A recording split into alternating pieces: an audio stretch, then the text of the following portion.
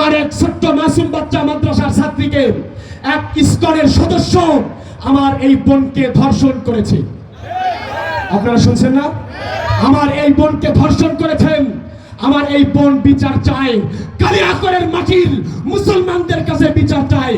এই নাস্তিক, এই ইহুদিদের, এই হিন্দু ইসকনের এই সন্ত্রাসীকে প্রকাশ্যে ফাঁসি দিতে হবে।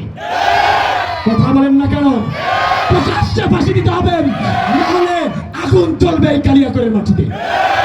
সাথে থাকবেন তো ইনশাআল্লাহ।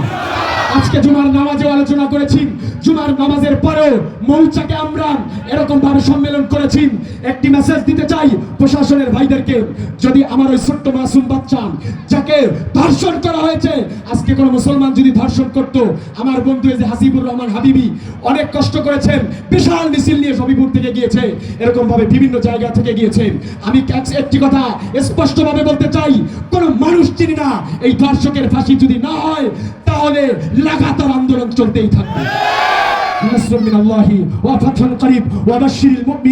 দেখা হবে কোন জিহাদি রণাঙ্গনে ইনশাআল্লাহ।